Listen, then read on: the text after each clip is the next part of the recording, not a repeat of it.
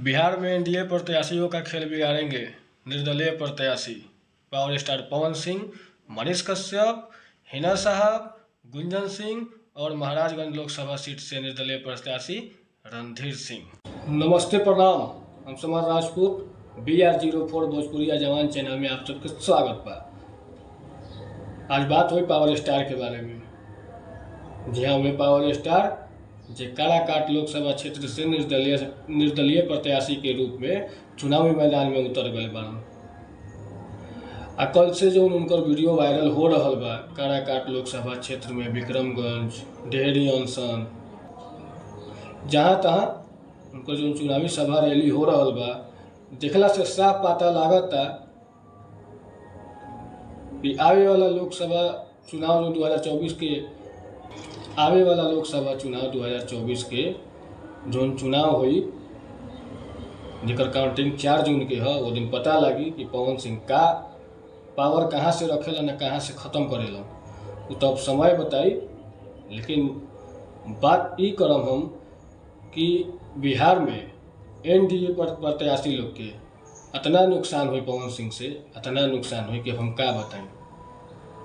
काहे कि बिहार में ऐसा बहुत जगह बा जहाँ से एनडीए के दिक्कत होखे वाला बा। जैसे कि एग्जाम्पल के तौर पे हम बता देतनी। एक काराकाट पावर स्टार पवन सिंह जहाँ से चुनाव लड़त रहन, पहला। दूसरा गुंजन सिंह नवादा। तीसरा ये चंपारण मनीष कश्यप। इस सब एनडीए के नुकसान होखे वाला बा। वहाँ कोई आरजेडी गठबंधन इंडिया गठबंधन के कोनो फर्क पड़े वाला नहीं है। वहाँ सबके नुकसान एनडीए के ही होखे वाला बा। सब जगह नुकसान एनडीए के ही होखे वाला बा। और बताओ तनी हो लोग के।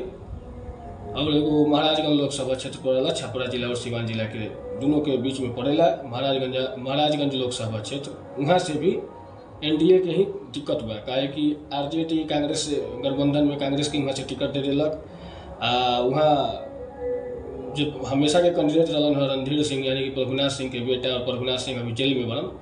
पहले भेल रहलन चुनाव वहाँ से निर्दलीय प्रत्याशी के रूप में आवत रहन। तो कहीं ना कहीं वहाँ एनडीए के ही दिक्कत हुई, सिग्रीवाल जी के ही दिक्कत हुई।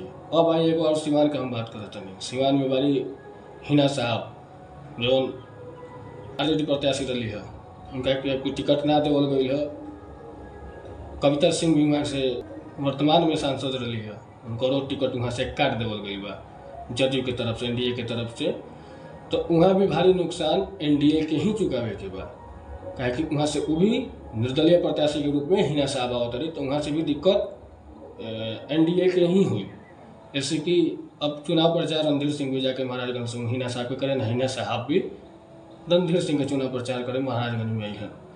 तो कहीं ना कहीं हमारा सब बात मिला कि यही कहे के रलक है कि पावर स्टार पवन सिंह चुनावी मैदान में तो उतरल बन, सांसद मनीष कश्यप, ओकरा बाद गुंजन सिंह, रणधीर सिंह निर्दलीय प्रत्याशी, सबके निर्दलीय प्रत्याशी हो लोग, हिना साहब। ये लोग कुल मिला के ये बात बा कि ये लोग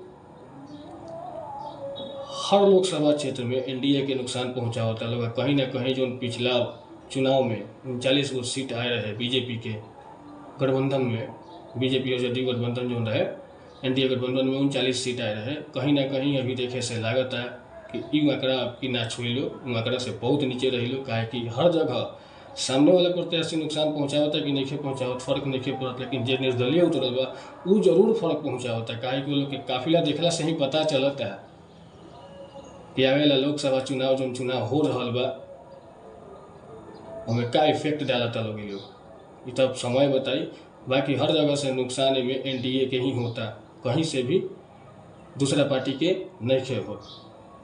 ऐसे हम ये कहम कि निर्दलीय प्रत्याशी लोग के साथ घात भइल बा। हर एक पार्टी जे पार्टी से जुड़ल रख वो पार्टी के लोगों के साथ घात कैले बा।